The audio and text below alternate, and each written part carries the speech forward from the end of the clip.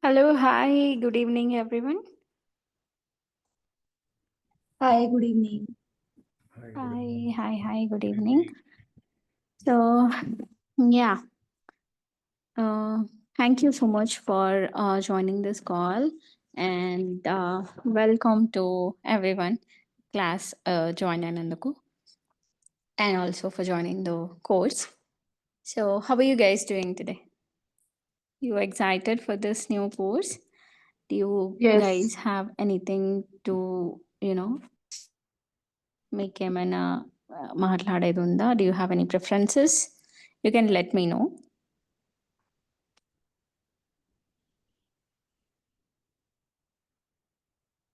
So I hope everybody have attended the the demo and then we are good to start with the class one, right? Yes. All right. Thank you so much. Okay then. So actually నా laptop ఇంకా కొంచెం problem ఉంది. I'm expecting it by next week. So I'm gonna continue the class on my mobile. I'm gonna share my screen.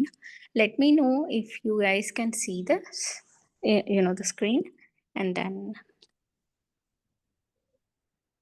we'll just jump into the class.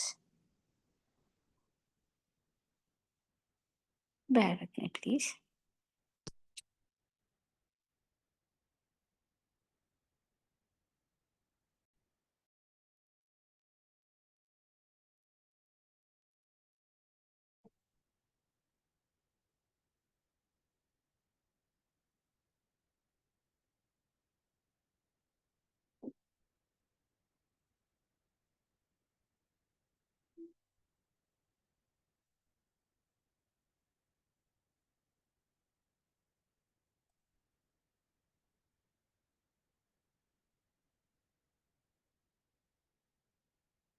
Okay. So, am I audible and my screen is visible to you? Can anybody confirm, please? yes, you are Yes, audible and yes, it's yeah. visible. Yeah. All right. Thank you so much. I guess it's your voice is. Hmm, just a minute. Yeah. Okay. So, now, myself, Sushmita. So I'll be the one who'll, be training you guys in cybersecurity SOC. So I'd just like to, brush up what is SOC and what are we going to do, and what are the key roles of any SOC analyst, would, include with. All right. So SOC is, basically SOC. It's an operation like a security operation center that, it's a component in cybersecurity, and it is basically this is a focused and centralized team that monitors any threats, and it detects any anomalies or vulnerabilities, and it kind of it responds to those cyber incidents, and although you know um, threats that are observed in real time, for our organization or for our clients. All right.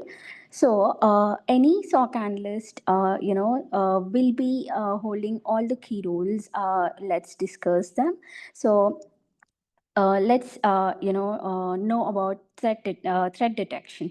So let's understand what threat detection means, and what are we going to see in this threat detection is we are going to identify any potential cyber threats or vulnerabilities, or any bugs that are identified in real time monitoring of our organization's network. All right.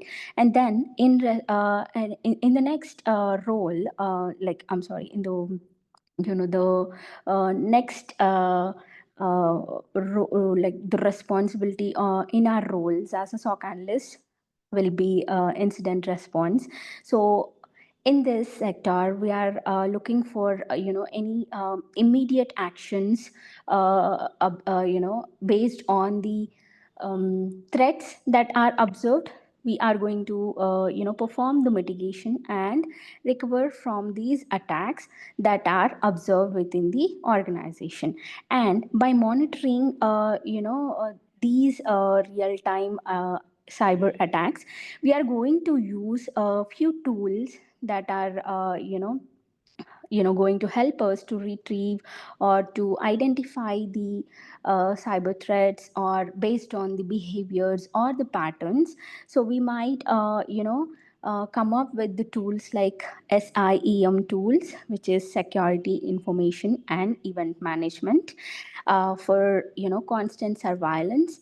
And for the threat intelligence, we also stay updated on the latest attacks methods or any trends that are observed.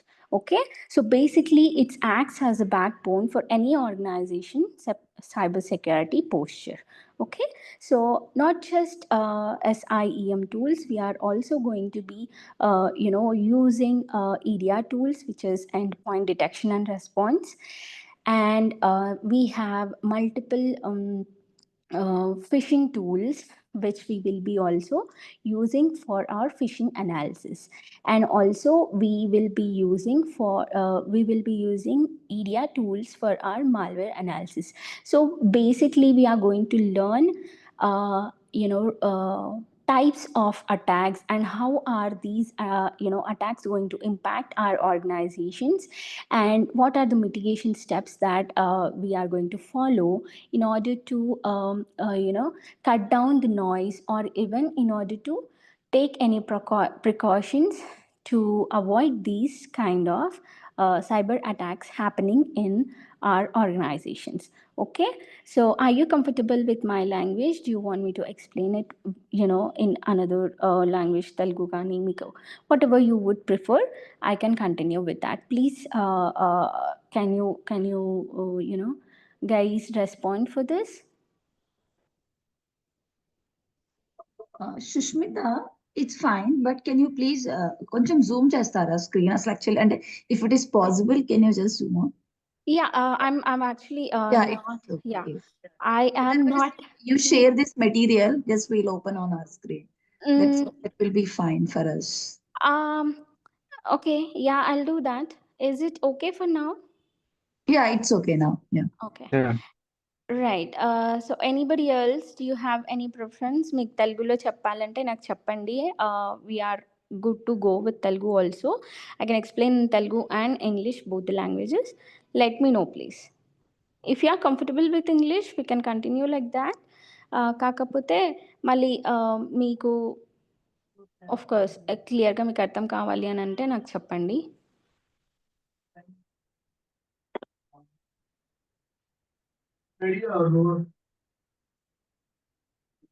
So everybody is good with this, right? Yes, Shushmita. Yeah. Oh, yeah. Okay. All right. I would just a minute.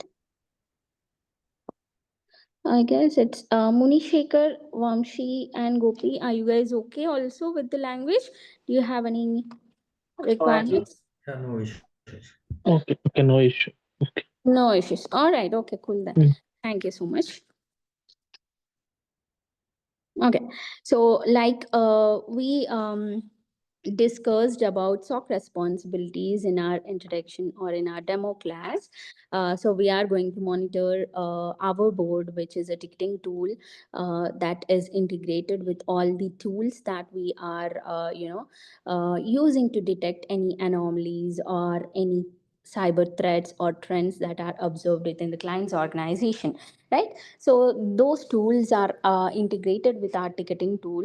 And the ticketing tool that I'll be showing you the real time analysis would be CW manage, which is connect voice manage. All right, so this ticketing tool will be creating ticket based alerts for us. So we are going to basically document everything whatever you have observed in your the ticket that you have picked up.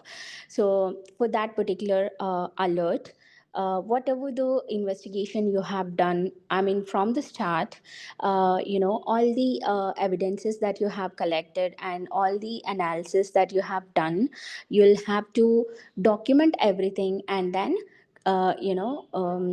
you have to keep it as an evidence for your investigation and the resolution for that particular ticket. Okay. And then comes the investigation part. So for each alert, each type of alert, you'll be having different type of investigation methods. So we will be encountering multiple types of attacks. Of course, we have like so many use cases on different types of attacks, but then here we will be focusing on few types of attacks where these are common attacks. From these type of attacks only you'll be able to see multiple use cases. Okay. So it will be okay for you to learn these attacks, and then you will eventually learn all other use cases based on the similar patterns and similar based root cause of those alerts or threats. Okay. So for any alert, how are we going to respond? So basically your analysis would be collecting all the evidences. So let's say let's put it in our real life scenarios. So what do you see on cinema, like any case happen or any murder mystery happen or any accident scene happen, whatever happened, the police would go there and they'll try to investigate that whole scenario, the crime scene.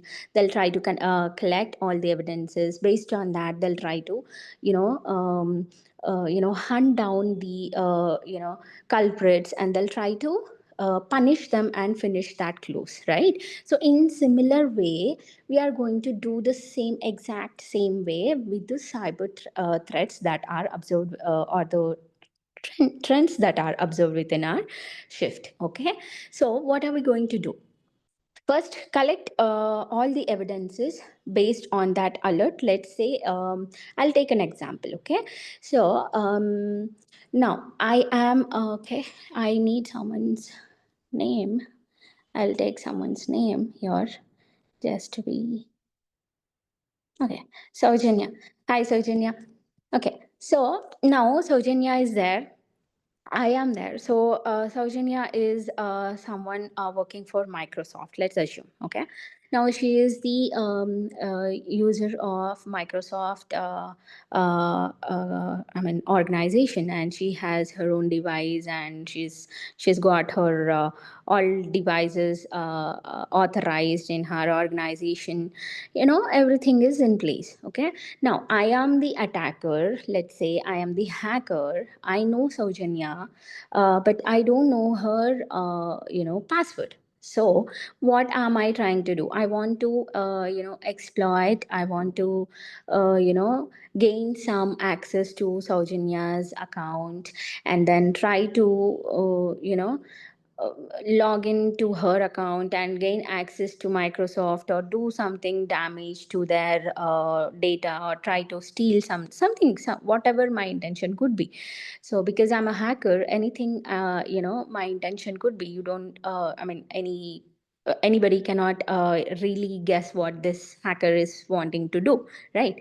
So now what am I trying to do is I know only the email address of Saujanya, right? So what am I going to do is I'll try to log into Saujanya's account by just randomly guessing some passwords. Okay.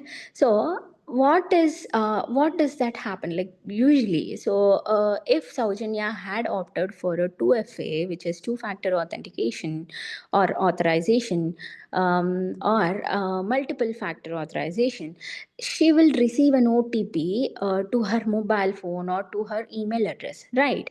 So let's assume Saujanya had not opted for any 2FA or MFA. Now, she is only on single factor authorization, which means she just have to put in her email id and password, and then boom, she can log into her accounts, right? So now hacker got to know that point. So now what am I doing is, I'm trying to log into her account by just randomly guessing some passwords and trying to log into her account, and from multiple sources, from multiple devices or many accounts, whatever, I am trying to somehow gain access to her account. And after multiple tries, after so many hours of tries, I finally succeeded to log into Saujany's account, right? Now this is where the alert is going to trigger when I'm trying to log into Saujanya's account, but the password has, put in wrong because I'm just randomly guessing. So while I am trying to log in every time with the wrong password, it's going to trigger an alert. Okay. So what happens is, in the background, our tools are going to recognize the whole log which has created for this particular login failure. Now this is going to identify, okay, whether the IP whatever is involved is malicious or not. The firewalls are going to scan these connections, and this our tool which is integrated will be triggering an alert, and show it to the SOC analyst. Now Gopi, who is a SOC analyst, he will receive an alert, right? Now, what he will do from the from the start, like from the point he received an alert, which is called, now this whole scenario is called brute force attack, okay, which is a very dangerous attack, and which is a very old method, and also still in practice, and very dangerous attack as treated. So as a SOC analyst, Gopi is going to look at the evidences. First, he is going to collect all the evidences and analyze the whole log, and he is going to justify, he's going to give his verdict whether this particular alert is a real threat, or is it really Saujanya who is trying to log in to her account and failing. So based on the evidences that he collected, he'll be able to give his verdict, and he can close that alert if he recognizes, okay, this is Saujanya only, she's trying to log into her account, and maybe she's forgotten her password. That's the reason these login failures are triggering. In this case, Gopi can actually close this alert as a false positive alert. Okay, so for any alert you take, there are two options for you to consider these alerts as false positive or true positive. So any alert you get to see, you get to work, you just have to fix in your mind whether this alert is a true positive or whether this alert is a false positive. If it is a false positive, which means there is no threat, and all the actions seen, all the activities observed on that particular log are legitimate, are authorized. In this cases, after confirmation, the SOC analyst is going to document the whole scenarios and close that particular alert as a false positive alert. Okay, now comes the other type, where whether the alert is true positive or not, right? How can Gopi know whether the alert is true positive or not? Now there are multiple aspects where SOC analyst will go through to identify this particular alert or threat is a real threat or not. Okay, so if at all, now Gopi identifies, yes, this is not Saujanya, this is someone hacker who is trying to gain access to Saujanya's account, or even seen someone else or a hacker had logged into Saujanya's account. So there are few this in this scenario, this can be considered as true positive alert. Okay, now after confirming that this is a true positive alert, Gopi is going to take few remediation steps. Okay, so those remediation steps depends on what type of alerts. Now that we are talking about brute force attack, which is okay, we have multiple attacks and we have multiple remediation steps to be performed for each type of attack that we are going to be learning in the later classes, right? So what are we going to do is, after confirming whether this is a true positive alert, we are involved in remediating that particular ticket and reach out to few our internal teams in order to get to a resolution for that particular alert. Okay, so in this context, we are going to take someone's help, like we might need our internal teams, network engineering teams help, or server administrators teams help, or service desk teams help in order to remediate this particular alert. Okay, and also everything whatever we are doing while we are doing. Okay, so in this, if at all this is a true positive case, your action should be very very fast, and you cannot really waste your time, because this is a true positive case and any damage could happen for the user or the organization's network. Okay, that is reason you will be asked to be very mindful while you are dealing with the alerts, especially when you are dealing with the true positive alerts. Okay, so you might ask me, how would you know that this is a true positive or false positive without even investigating it? Of course nobody would know, without investigating. Just by looking at the log, nobody will know that whether this alert is a true positive or false positive. So for you to know, you'll have to be very quick. Okay, as the alert comes in on the priority based level, so in these cases if it is a brute force attack, the alert always comes in as a P1 alert, which means a critical alert. Okay, priority 1 alert needs to be action first, and you will have to take your you know mm,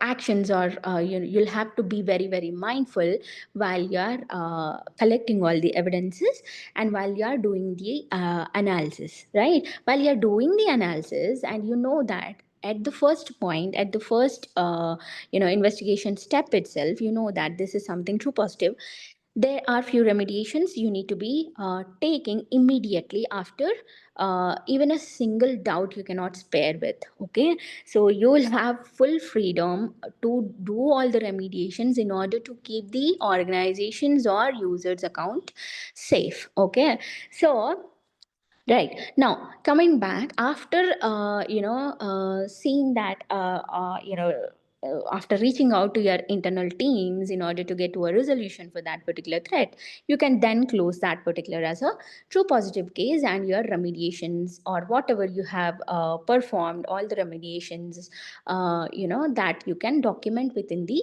ticket itself. After that, you are going to prepare SOPs for the alerts triggered in the dashboard. Okay, so this is something new. If you see, any organization will have SOPs. SOPs is nothing but it's a detailed document of any particular attack. Just like I told you about brute force attack, now any organization will have, like from the start to the end, they will have step by step procedure on how to handle brute force attack alerts. Okay, so in case, just in case if you are not really familiar with brute force attack, you can simply go to your SOPs or to your documents and look for brute force attack SOP, and you will get a document, clear documentation, and then you can just follow that particular documentation. Okay, so usually if you do not know brute force attack, nobody is going to believe you that you are a SOC analyst, so don't search for something like that. But I'm telling you, there are multiple use cases while you are working as a SOC analyst. So if you by any chance, if you encounter any new type of alert that you later discovered that nobody else had any hands-on experience on this particular use case, and you have to spend more than 2 or 3 hours in order to get to a resolution to that particular alert, by depending on your teams or your peers or your manager. Finally you have resolved that particular new type of alert. Now your manager would come back and ask you to prepare an SOP, so that in this case, if any other SOC analyst receives the similar type of alert, they are going to follow your SOP.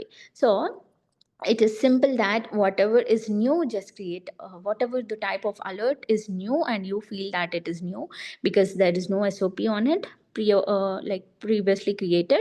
You just have to create a clear documentation. Whatever you have done from step by step, you just have to create it document it and save it in your SOPs. That is what is SOP. Okay.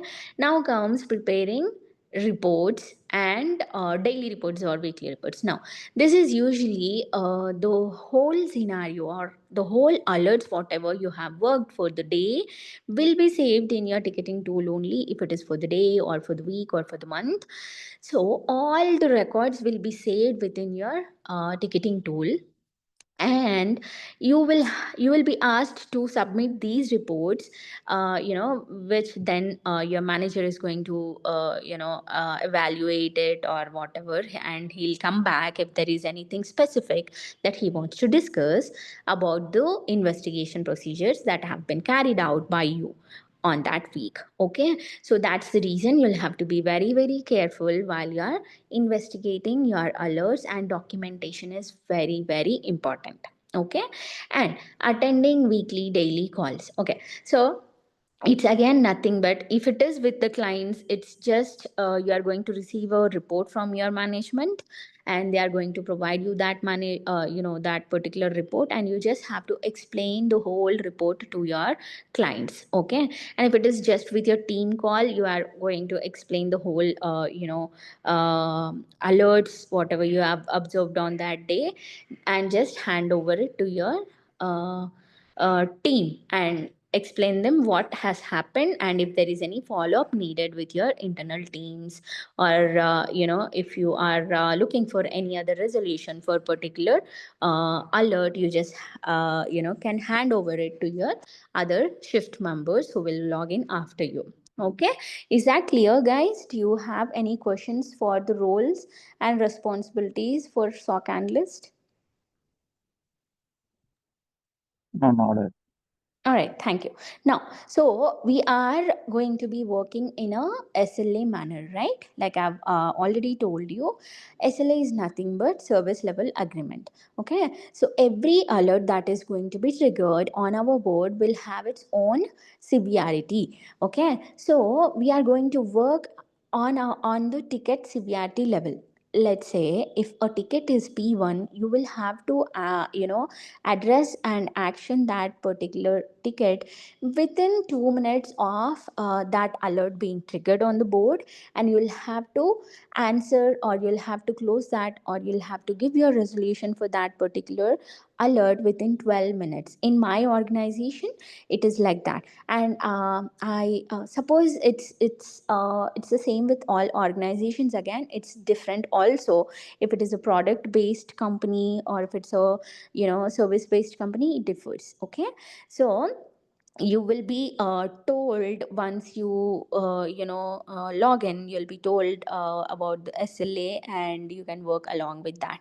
Okay, but anyway, once you get placed as a SOC analyst, always do prioritize the P1 alerts or critical alerts on the board, and then goes to P2 or medium based severity alerts. Okay, so by this you are going to not reach the SLA. So you'll have to be particular, because the client is going to ask you, if you reach the SLA, they might come back and ask you, why are you taking so long to give any judgment or give any verdict for this particular P1 alert, because it is very critical alert, and you are taking more than 2 year two sorry more than 2 what is it, 2 hours to resolve this particular case. Is there something else that you need help with? Is there something else that we have to look into?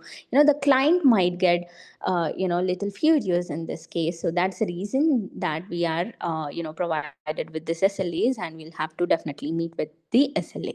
Okay, is that clear?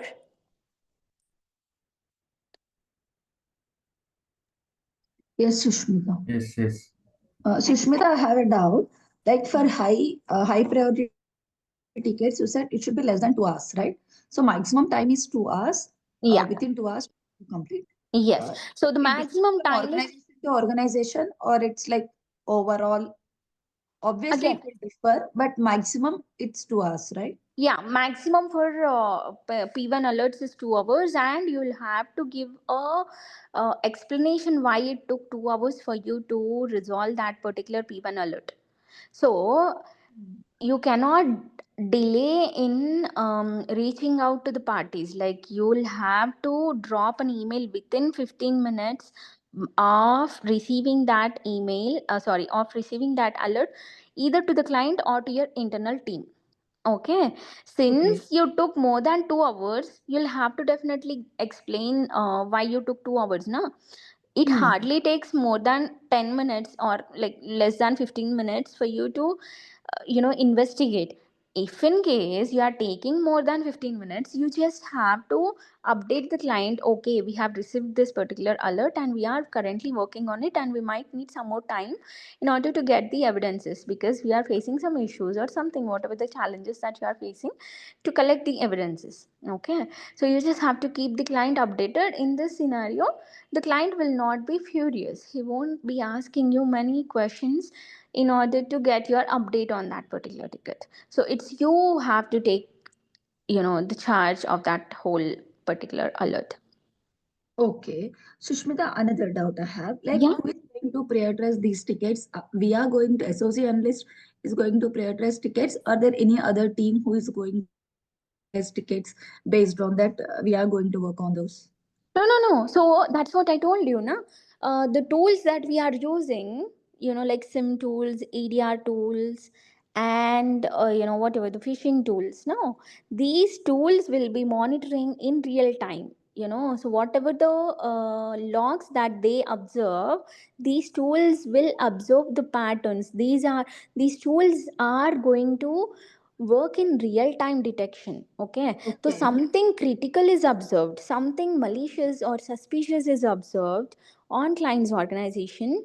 Hmm. Based on the threat level, the alert is going to pop up as a P1 or P2. Let's say now, Okay. Automatically, yeah, the it is going to. Yeah. will. Now let's assume now hacker Sushmita. Okay, hacker is Sushmita, and the recipient is Saujanya. No.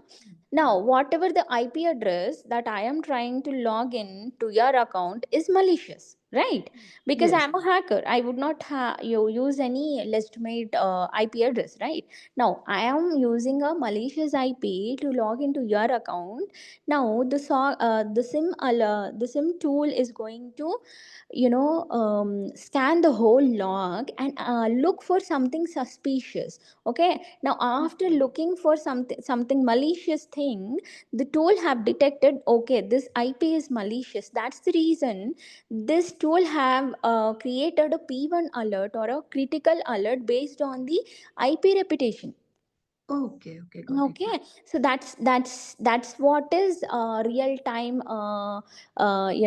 threat detection or intelligence work within SOC environment. So all the tools are going to do your job. It's just until you receive the alert, you would not have any job. Okay, so the whole thing is monitored in real time, and the threat intelligence will do all its work. It will try to detect if there is any suspicious or malicious codes on any files or any IP addresses or any documents. They are going to scan them and create a alert for you, and that's when you have to take an action based on the logs that are created from our tools. Okay, cool. Any other questions, guys? Yes, Sushmita, just one question. Yeah. So you mentioned about the log details, right? Mm-hmm. So does the log details have information regarding the location of that IP address? Usually IP address have these location details. So Yeah. does log mention all these details like location, what is the pattern of the person logging, timing details and all? Of course, that is what is log is for. Hmm. So it is going to give you the whole location details. If in case, let's say, an IP is triggered from UK, okay, or from China. Now the log, the whole raw log can be shown as, okay, this user is trying to log in from London location or China location, and then comes the IP. Okay, and this is also logged in from unusual timing, like Saujanya only logs in from morning 8 to 5, and she usually logs into doesn't log into this particular application, like she have never logged into this application in last 180 days. So she's trying to log into this particular application using this malicious IP. So can you please go and do all your investigation? So it's just that you need to understand the log. So understanding your raw log is very critical. Okay, so once you understand the whole log, you will know what you need to what actions you need to perform for that particular alert or attack. We will be having each and every details of the what we can say the person who is handling the logins, right? So Yes. okay, yeah, thank you. Yeah. So yeah, we are. See, let's say sometimes what happens. I don't know who asked this question. So some who is that? Harish. Harish, thank you, Harish. So sometimes what happens, your tool might just give you a one-line log saying that, okay, Saujanya is login from unknown location and unknown application that never had she never had logged in from, and that's it. There's no other details. Even in this case, you will have to do your whole investigation. You cannot just depend on the raw log saying that I do not have anything else in this log, that is asking me to check. You cannot say that. Okay, even though there's a only if there is only, let's say, only Saujanya name is included and nothing else is included in that particular log, and the alert has come for brute force attack, what are we going to do?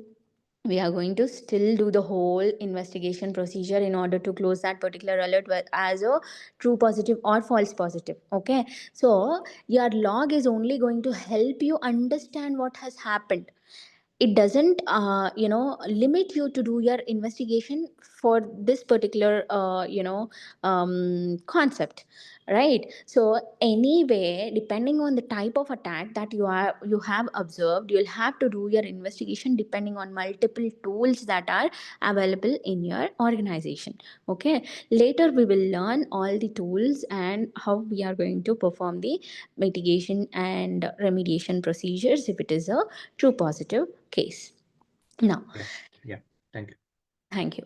Do you have any other questions, guys?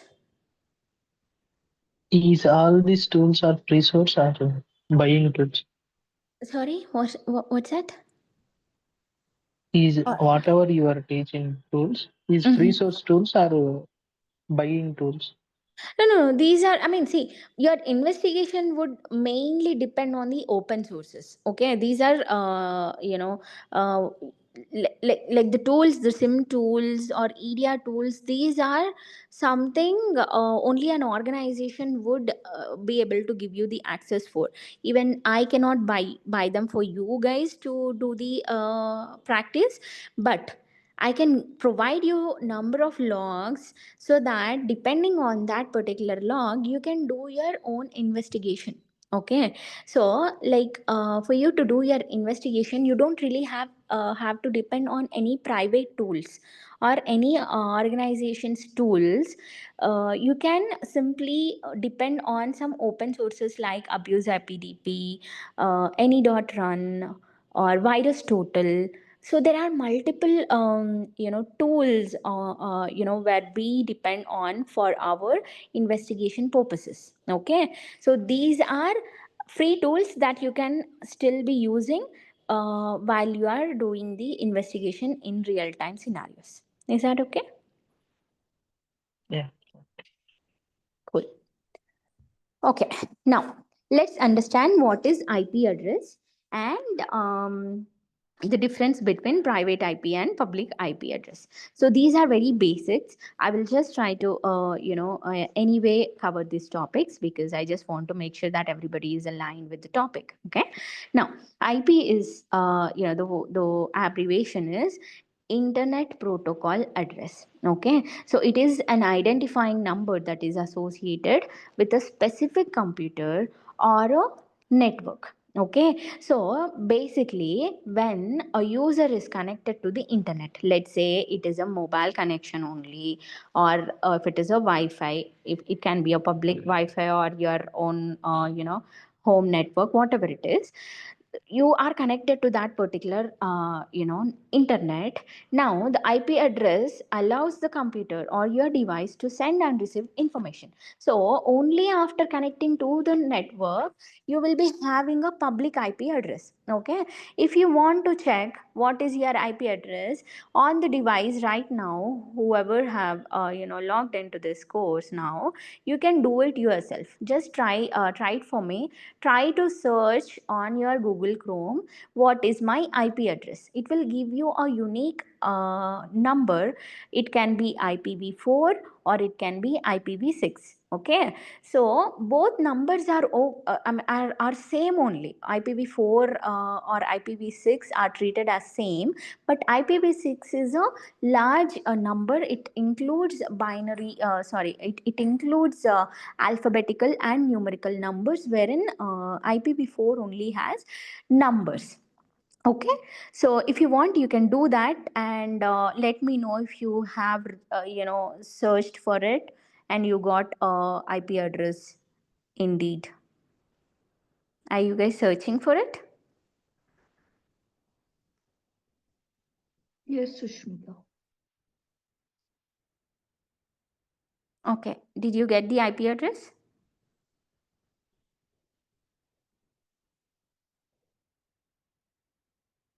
You can simply search for what is my IP address in Google Chrome.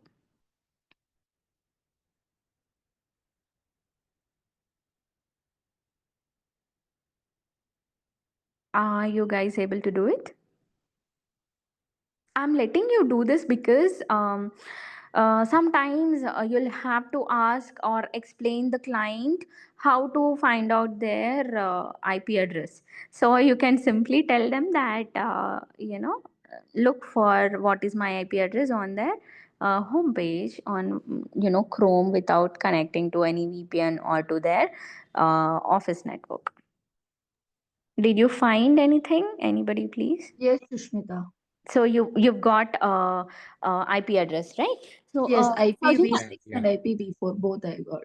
can you give me your IPv4, please? 4. Okay, Mm-hmm. 122.174 Yeah, dot 129.2. and the location? Mhm. It Location is showing us Delhi. Delhi. You are connected from Delhi? No. No. Okay. So, Saujanya, can you Uh, help me actually? Can you do me a favor? So, yes. on the same Google Chrome, can you open another tab and look for abuse IPDP?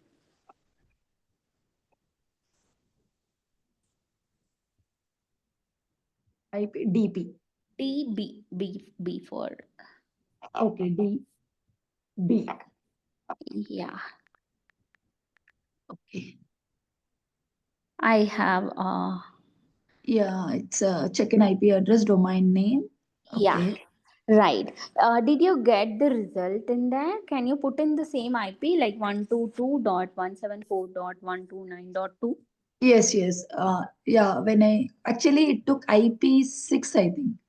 No problem. IPv6 is Okay. it? Yeah, it's showing us Bharti Airtel Limited, fixed Uh-huh. line ISP, airtel.com, Hyderabad location. Right. Now, does that have a green color thing? At the top, I have green color one. Yeah. What does that read?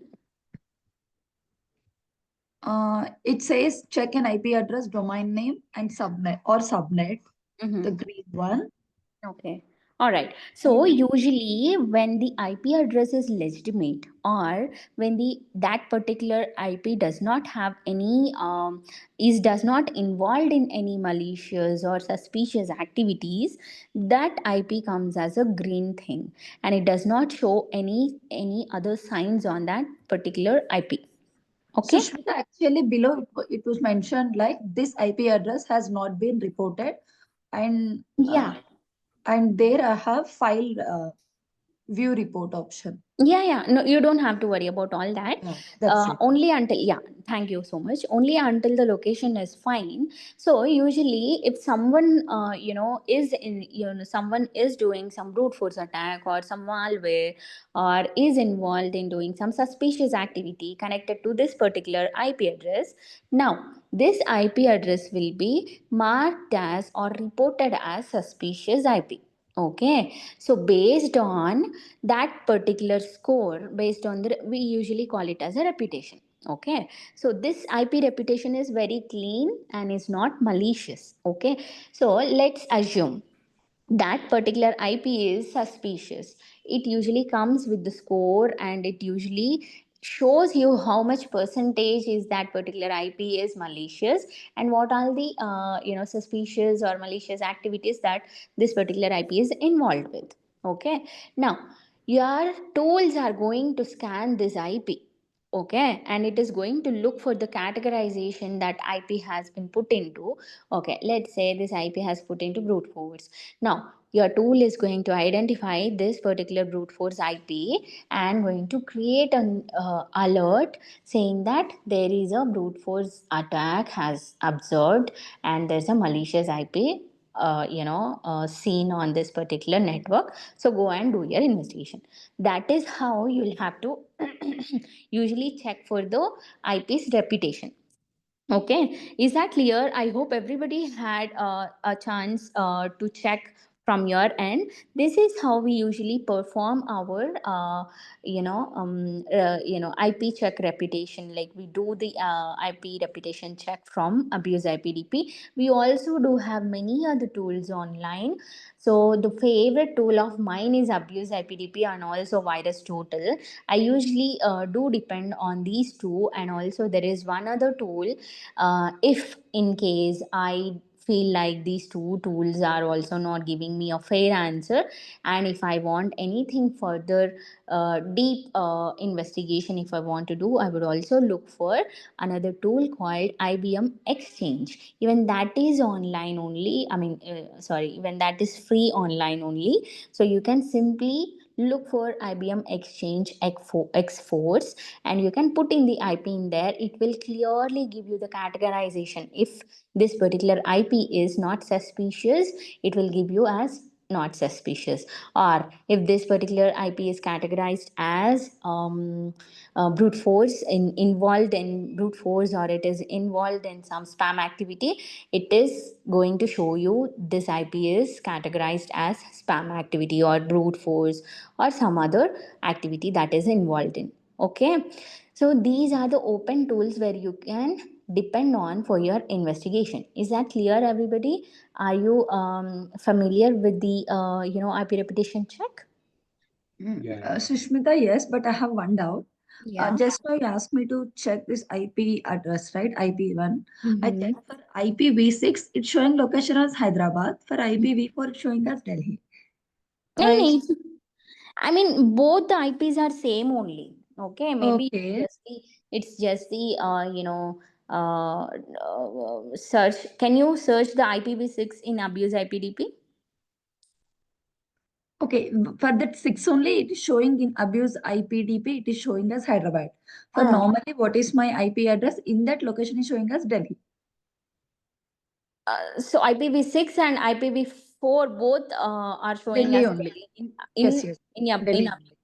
in Abuse IPDP. It should not happen No, like that. no, not in abuse IPDP. In what is Yeah, my IP no, address? usually what happens is when you search, no, yeah, I understood, Saujanya. So Hmm. sometimes it usually comes like that, but then you are only looking for the IP address, okay? You are Hmm. not looking for the reputation. So if you want to Okay. look for the reputation, of that particular, and if you want to look where exactly this IP is coming from, then you have to get that IPv4 IP or IPv6 IP and put it in your tool abuse IPDP, and then it will show you the exact location. If you simply search it online, it can give you like false locations like that, Delhi or something like that. Yeah, even if I search for my location right now, it will show like I'm connected from Mumbai, but I am in Hyderabad, and if that IP I'll check in abuse IPDP, it is going to show me as show Correct. that IP in Hyderabad only. Yeah. Okay, okay. Thank you. Yeah. Right. Any other questions do you guys have? Under check Jeshnara, do you guys get to look for your IPs? Yes. Yeah, yeah. Right. Okay. So, whatever the IP now you have searched for is a public IP address. Okay. So, when I say public IP, you might feel, oh no, this is my private network. No, that I have purchased, I have recharged it from Geo or from Airtel. So, this should be private IP. No, it's not like that. Of course, it is your private one only, private IP only. But there is a difference between private IP address and public IP address. I want you to understand. Okay. So, what is private IP address? Basically, private IP address is used to communicate within the same network. Using private IP, data or any information can be sent or received within the same network without any interruption or without any trust issues or without any, security issues like that. Okay, so it can be found on your laptop. If anybody is currently connected from your laptop, you can also look for your private IP address. I can guide you to do that. Okay, if can you guys let me know if you guys are on your laptop? Anybody? Sushmita, you can. I'll You check. are okay. Yes, perfect, Saujanya. Thank you. So, in the search bar, okay, on your desktop, on the search bar, can you look for command prompt? Usually, you can just type in as CMD, Hmm. so it should open something, a black screen like that. Yes. Yeah. Yes, Yeah. right, Yes. right. Can you type IP config? Just say IP config and enter. Yeah. Yeah, it should give you few details there, and it will give you private IP address 192.98 dot 168.1.5. what is it? 1 192.168.1.5. 1.5. Yeah. Okay. Anybody else got a chance to do it? Yeah, 192.168.31.185. 31.185. Okay. So these two IPs are only given to Saujanya for 180, sorry, 192.168.1.5 is Saujanya's laptop IP address. Okay, nobody on this earth will get the same IP address to their Yes. devices at all in their lifetime. This Yes, IP address yes. is taken because this is a private IP and this is allocated to one particular device. Okay, now let's assume everybody in this particular call are Microsoft employees. Okay, now I only have someone doing some malicious activity, or someone is downloading 100 files on a device and I don't know who that person is. Okay, as a SOC analyst, I have received this alert saying there are 100 files downloaded on 192.168.1.5. Can you please search and do your investigation and confirm whether this is legitimate or not? The alert triggers like that. Now, what am I going to do is simply go look for who is 192.168.1.5 in our organization. Then I will get to know, oh, okay, this is Saujanya. Who is downloading? Saujanya, yeah, this is Saujanya's device. Okay, Saujanya is downloading 100 files. What will I do? I'll simply reach out to her, drop her an email. Whether if she is the same employer, if she is from the same company, what am I going to do is I'll just simply text her on Teams, ask her, "Hey Saujanya, I have seen an alert for your user account. So apparently you have been downloading more than 100 files within a short period of time. Can you please let me know if this is an expected activity from your device? Is that you or not?" I'll just reach out to the user. Now Saujanya will come back and tell me, "Hey, hi, Sushmita. Yeah, that was actually me. I was trying to do some reports or whatever. I was trying to download the last month's reports, and I'm kind of trying to download all those files. That's the reason you have." Observed this alert from my account, so you can kindly ignore this. That's what Saujanya had responded to me. Okay, now what am I going to do is just put in the whole scenario. Okay, I'm going to give the exact same details. Okay, observed an alert for 192.168.1.5. I have searched for this IP on our private tool and found out that this IP belongs to Saujanya's device. I've reached out to Saujanya via Teams, and Saujanya had confirmed that she has been performing some other, files, the documents downloading. That's the reason the alert have been triggered, and this activity is a expected activity as per user. Hence, this alert is a what alert? False positive. False False positive. positive. Yeah, because user have confirmed, and also I have checked Saujanya is logged in from authorized device, and her IP address is also not malicious. Okay, and before I reach out to Saujanya, I made sure that Saujanya had logged in from the device that Microsoft had provided. Okay, that is what is authorized device means. Okay, now after confirming that my the device is Microsoft device and the IP address is not malicious, then only I will reach out to Saujanya. Okay, let's say now while investigating I found out that there is no device information, or this device is not Microsoft device, and the IP address is malicious, and the files are downloaded 100, more than 100 files are downloaded.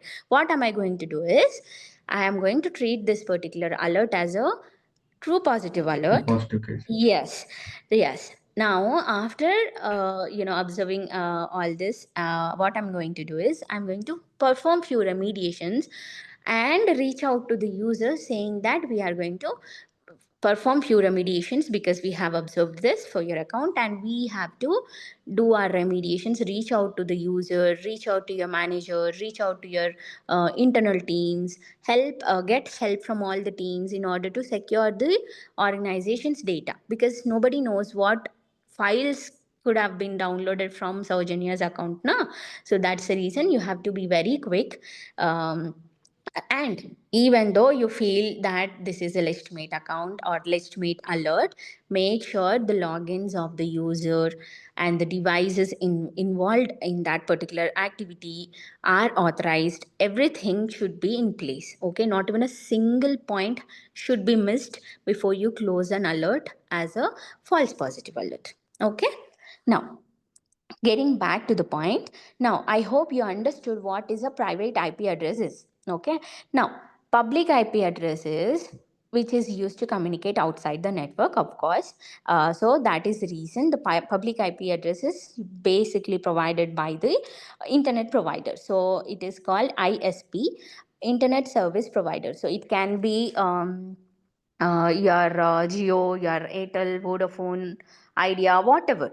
Okay, so these BSNL, whatever these service providers are going to provide you the network where you will be connected to the internet. Okay, even though you are not connected to the internet, you will still have your private IP address, but you will not have any public IP address if you are not connected to your internet. Okay, now you have already seen public IP address, how to search it on your Google. You just have to simply look for what is my IP on Google and you'll get the results. Okay, that is the basic difference between private IP and public IP. Okay, Yes, Sushmita, got it. I'll also give you another example. Now, there's another, I guess it's Harish, I guess, 192.168.31.185. Okay, now this is the Microsoft team, no? Now, we have observed these two devices are involved in exchanging data more than 4000 GB or 5000 GB, let's assume like that. Okay, now what is the alert going to be seen as? The alert will be like 192.168.1.5 is transferring more than 5000 GB of data to 192.168.131.185. Okay, now you will have to see what is the two devices are. Okay, those two devices are internal devices, which is a good thing. Okay, but still you'll have to make sure who these two devices are and what is that 5000 GB being transferred, what are the data that is being transferred. You'll have to know everything. If you are not able to find out in, if you do not have access to look out for what is the data that is being transferred, this is when I tell you that you have to reach out to your internal teams, like your server administrator teams, network engineering teams, or service desk teams. They will look out for your information, like they'll see what has happened in between these two devices, because apparently they have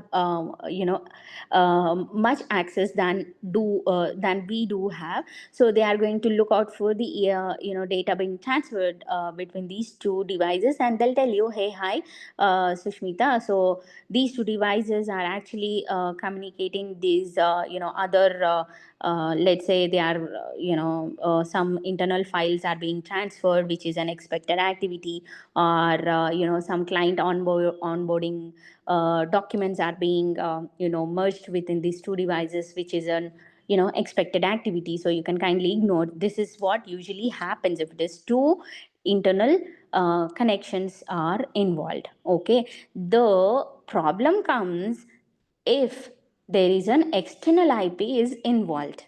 Okay, now if there is an external IP, again there can be a legitimate services like Amazon.com or Apple.com, or any other Microsoft.com, any other legitimate destinations can be involved.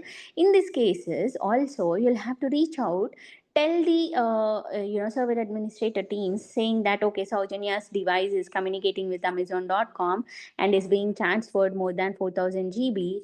We want to know what is that data being transferred. Now server administrator will see, saying that okay, Saujanya had shopped more than something, she had shopped for 5 or 10 laptops for internal office purposes, or she had downloaded some Amazon services, Amazon web services, whatever application or something like that. That's the reason this data being transferred have been triggered, and this is also an expected activity. Usually this is how it comes if it is a legitimate domain. Okay, now in these cases you'll have to simply reach out to your internal teams to get to a solution. Okay, I hope this also cleared your doubts. Do you have any other doubts so far? Yeah, actually, if we have a like a true positive case, like we need to maintain some remedies and some SOPs, no? So Yeah. yeah, after that, we need to close the ticket with the communicate with the internal team, or they will be handle that ticket. No, no. So your ticket is your ticket. Nobody will take care of your ticket. Okay. Okay. So let's say, okay. So let's understand what is the use of you reaching out to a internal team. Let's say now you understood Saujanya's account is under brute force, and there is a malicious IP which is trying to brute force Saujanya's account. Now what you want to do? How do you want to remediate? You want to block this particular IP so that this IP again will not do the brute force attack on Saujanya's account. No, that is what is the remediation is, right? Okay. What you'll do simply, you take that IP address, give out to network engineering team, you create a new ticket to them. Okay, because Okay. our tools are going to create a ticket for us, but our internal teams will not ours will not create a ticket for themselves. No, you'll have to give them work right? You are giving them work, you are asking them to block a particular IP. So Okay. it's your responsibility to create a new ticket for them, okay, because there is no other tool doing that for you, right? Okay. So you are going to create a new ticket saying that block request. Okay, what you will do, okay, hello network engineering team, we have observed there's a brute force attack going on for this Genius account from this particular IP. So we would like you to uh, block this particular IP on the firewall level, so that this IP will not perform the same actions on the whole client environment. Now, from the point you created the ticket, there is a ticket on network engineering team board which is called block request. They will look out for an email, because just by looking at the ticket, there is no information there, right? They need Yes. an email for that. After creating a ticket for them, you also have to email them explaining the whole scenario. Now, after doing that, next day you'll have to go, then you have to after creating a block request, you can close your alert, or you can close your ticket from your board saying that okay, we have escalated to network engineering team to block this particular IP as it is involved in root force. And you can give the reference ticket number that you have created for network engineering team in your documentation. And when you come next day, okay, um after logging in next day, you'll have to look out for what all the internal requests or client requests that you have made yesterday, right? You have to go look out for those remediation tickets.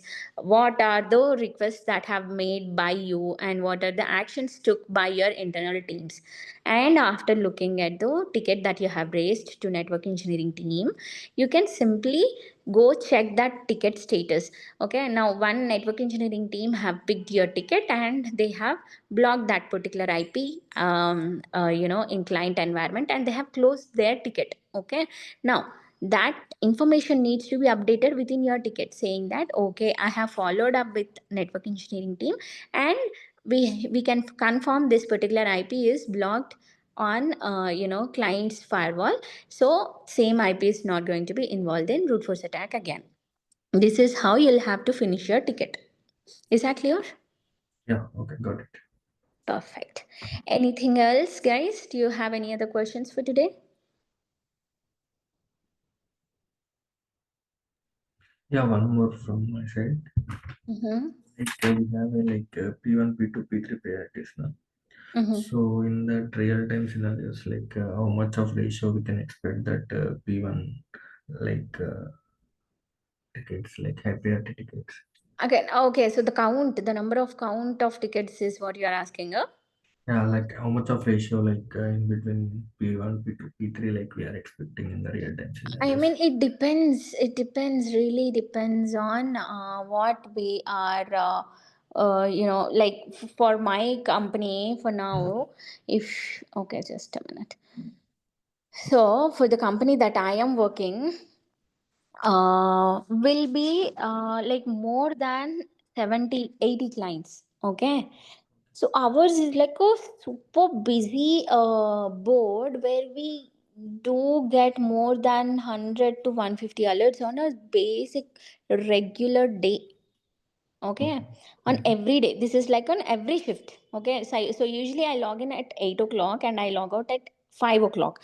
So from 8 o'clock to 5 o'clock in the evening, we can now observe more than 100 alerts. That's very like normal routine board.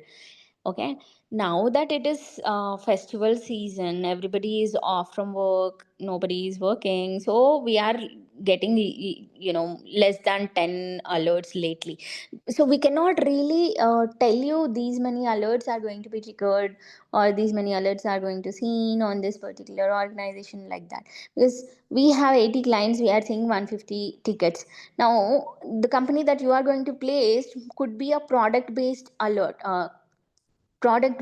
organization, and in that you can literally work on one single alert for more than 30-40 days. Do you even know that?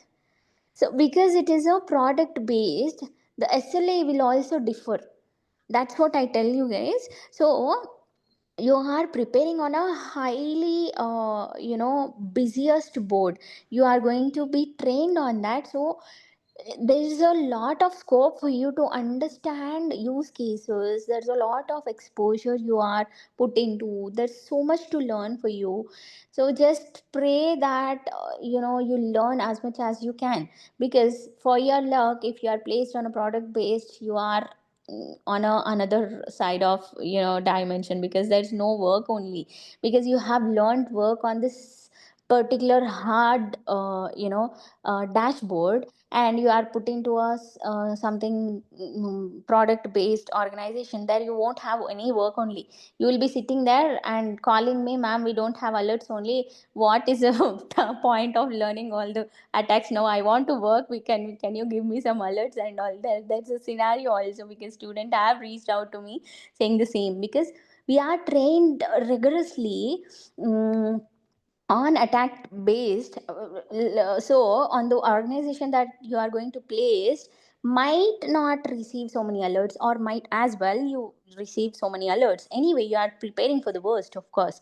So it's good for you. Okay. Okay. Any other questions? I guess there's a question: which security are you covered in this course?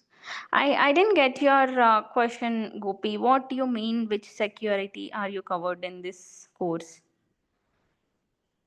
What do you mean with security? So the I tools mean, I uh, mean, yeah. here so many security levels are there. Yeah, just you in the class you told endpoint security you covered by using EDR tool, right? And That's network security and VAPT security level will be covered no, based no, on no. that. So this is not VAPT. This is not networking. Yeah. We don't have anything like networking side. We don't have anything like VAPT side. We are only on SOC level. Okay. So for that, we are only working on real time tools which will be triggering the alerts for us, and from there you are going to collect your evidences. So for that, we are using SIM tools, EDR Okay. tools, and phishing tools. Okay. So these Okay. three tools, in these three tools, we have multiple again. Okay. So let's say for SIM, we are using Sekion Okay. and also Stellar Cyber. And IBM queried or No, we don't have it. But anyway, see again, if you are particularly looking for any tool, do not worry about tool at all, guys. I'll tell you what, because now it's been 1 month or something like that, because we have always been working with SIM tool called Sekion only. Okay, now we are integrating to Stellar Cyber tool. So after few days, Sekion will be gone, so we'll be Okay. completely integrated to Stellar Cyber. So one day what happened, I was on a Sunday shift. Basically, I'll be alone on Sunday shift. My shift will be from Sunday to Thursday. Friday and Saturday will be my week offs. Okay, so on Sunday I'll be alone, and suddenly this Cyber Stellar alert have come up. I did not know what this particular tool was, because I was on weekend, and this new tool was introduced. I had to check my whole inboxes, and I then understood that okay, this is a new SIM tool that has been introduced within an organization. So then what I did, I just simply followed the alert. That particular alert, I have seen the whole logs. I understood, because I know how to read the logs now. So I was just the whole time my only question was, where can I get the details of this particular alert, because it is a new environment, right? Yes. Cyberstellar is a new environment. I have never worked, so I don't know on by clicking on what option will come, where will I get the details. I did not know, so it hardly took 15 minutes for me to understand the whole tool. Then after 15 minutes, I got to get the details of that alert, and within 20 minutes, I closed that alert. I took 15 minutes to find the alert details, and it literally took 5 minutes for me to resolve that alert, because it is, the investigation is, I know, but it's just a tool that I was new to. Okay, so what I tell you is, do not worry about the tools here. Okay, try to focus on learning the subject. So you want to know how to do the attack investigation, how to collect your evidences, and based on your attack, based on your evidences, how you have to remediate, how you have to react to that particular attack is what is important. Okay, doesn't matter any hundreds of tools you take, end of the day you are going to be a SOC analyst based on the investigations you are performing. Okay, do not Yeah, worry about the tools understood. at all. Yeah. Okay, so And hmm, and any prerequisite knowledge is required for what? for learning this course. Any prerequisite knowledge is required. Not at all. Okay, see, now I told you about IP address. You remember? Yes. I got to know about IP address after I logged in as a SOC analyst, like literally five, Um, 6 years back. I was so bad at training also. I did not even, listen to my friend what she was teaching me. I did not have a single experience, not even a knowledge about IP address. So just imagine how worse I could have been. So it's literally nothing, guys. It's just all your learning. It's your interest on the subject. Even though you do not have any experience, even though you do not have any knowledge on this particular topic, it's completely fine, because we are, training you from the scratch. Imagine that I am explaining you about IP addresses. Nobody else does that. Okay, if you are into networking only, then maybe they'll explain you about IP addresses and all that basic stuff. No SOC training will be involved in explaining you what is a VPN, what is a IP, what is private IP, what is public. Nobody is going to train you like that, but we are doing. So don't worry about not having knowledge on SOC, because we got you covered on everything. Okay, even then you still got any doubts, feel free to reach out to me. If you are not comfortable asking on the team, asking on the group, reach out to me in person. Just drop me a text on WhatsApp. I'll always be there for you. I'll try to give my or share my knowledge as much as I got. I'll try to help you guys to learn this particular topic or course. Okay.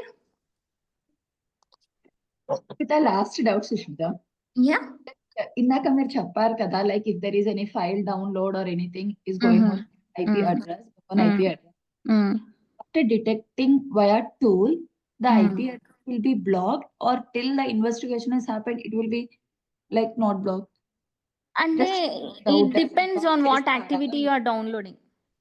So Hmm. Let's assume, ఇప్పుడు మీరు రెండు internal teams, రెండు Hmm. Internal డివైజెసే ఉంది. Yes.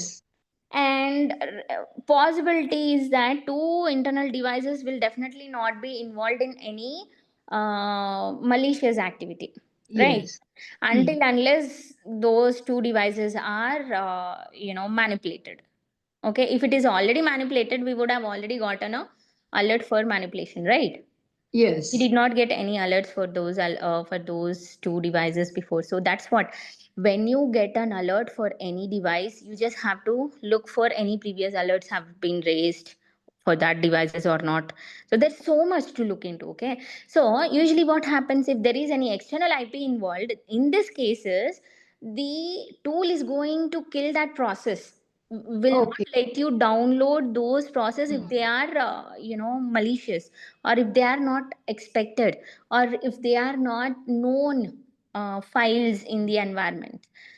Okay, in this case, if the tool is, if you are let's say if your organization example, okay, for suppose if your Hmm. organization is not using Excel sheet, let's assume. Okay, Yeah. now you Okay. are trying to download a Excel sheet or Hmm. Excel application on your device. What the tool is going to do is, it completely blocks that download happening on your device, and it will create Hmm. a alert to SOC analyst saying that, okay, Saujanya is trying to download a new application.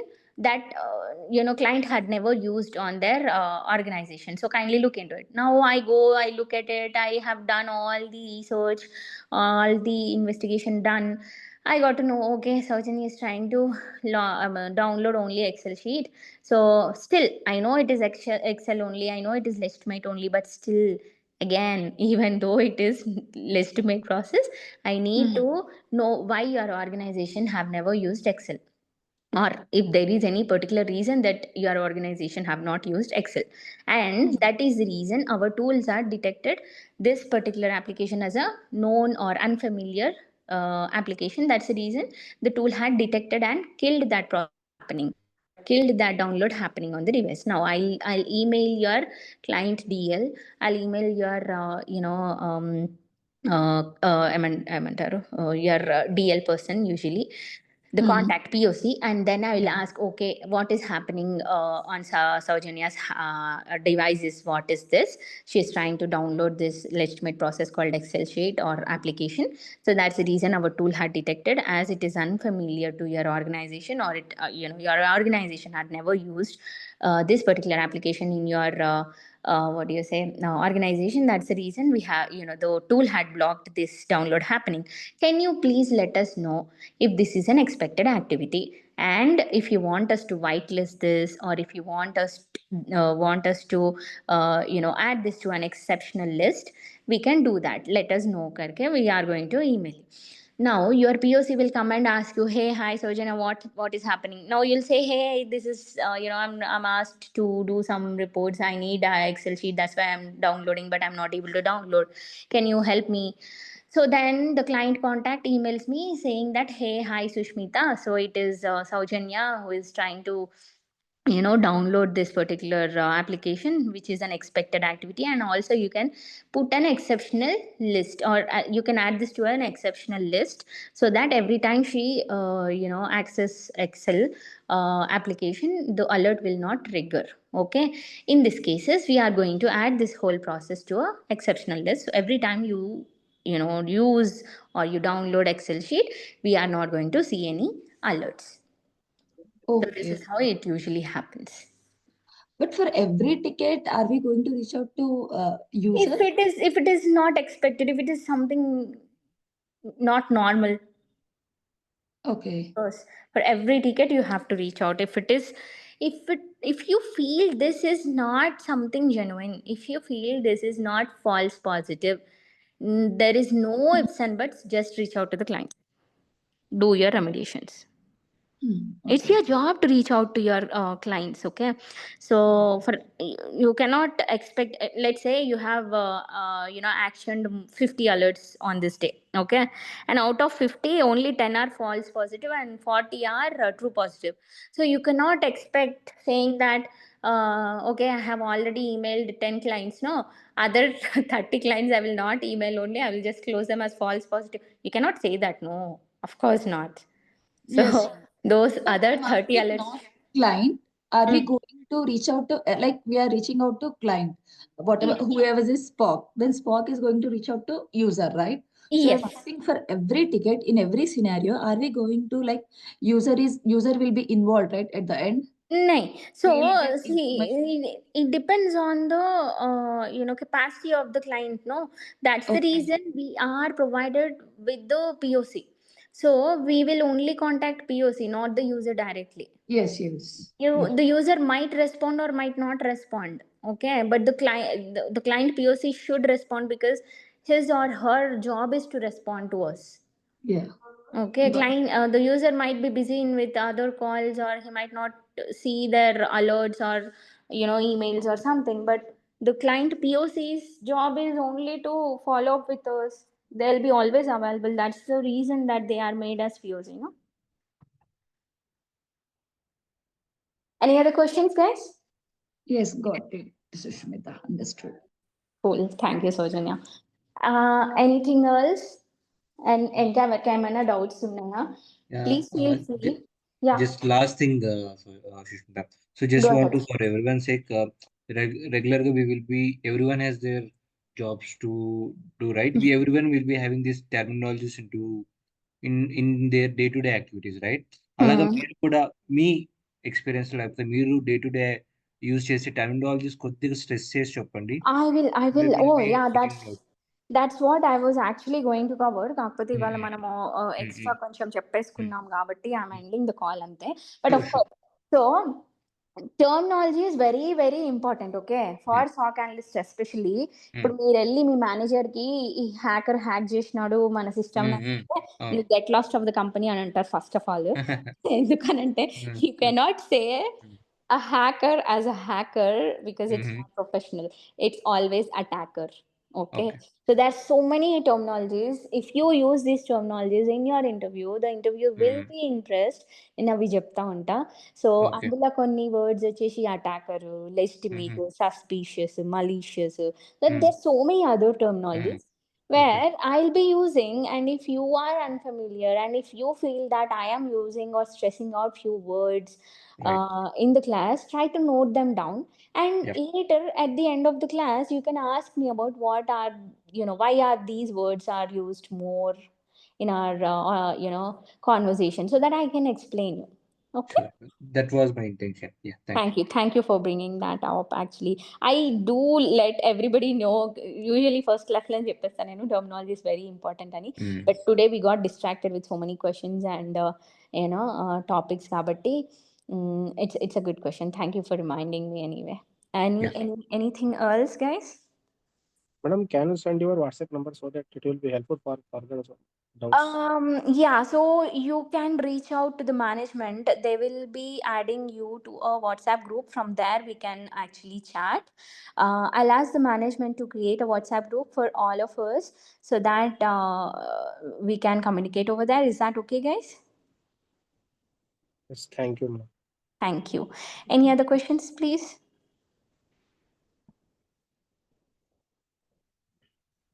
Okay. No, as of now. For MBA people, it is okay, madam. uh, For MBA background people, cyber security will. Oh, I myself had manage. done MBA. So, yeah, it's completely okay. Guess what? I have got a fresh graduate, okay? He's like my cousin. Not like cousin, he's from the same place that I come from. So this guy apparently had passed out in 2022, suppose. Yeah, 2022, and I got him placed in 2023. So within 3 months of training and job support, he did gain a job and he got placed in a very big MNC company called Deloitte. And now he's moved out to another company. He's working in Ahmedabad. I don't really know what that company is, but yeah. So do not worry. He's only a what is it called, BSc Computers, a degree, bachelor's graduate student. He is not even MBA. So it's completely fine. Do not worry about your educational background or your technical knowledge on the subject. Okay, we got you covered. We'll train you on every aspect that you'll be asked or you'll be expected on this course. Okay, or on this role. Okay, so I'm only telling you these stories so that you'll understand other people's perspective or others people's stories, so that you feel less anxious. Because I've been there, done that types. I've also been very anxious when I started as a SOC analyst, because like I told you, I did not know anything. So yeah, but here I am teaching you down the lane 4 or 5 years, teaching you guys. I hope you also reach out to this great achievements by learning this course. Anything else, guys? No, Okay, then. Sushmita. Thank you. Thank you. Thank you, Sarjanya. So I'll take it as a no, and we'll see you guys on Monday. Usually, our classes will be from Monday to Friday. So do not skip online classes. If in case you want to skip, it's fine. You will get a recorded version, but do not again encourage recorded versions, because you will not, be able to ask real time doubts. And I'll let you know. For offline classes on the next week, and I'll see you all on Monday. Okay, Thank you, everybody, for joining the call. I hope you guys have a great evening. And, oh, yeah, bye bye now. Bye. Thank you. Yeah. Thank Bye. you. Thank you, Thank you. guys. Bye. Bye. Bye. Bye.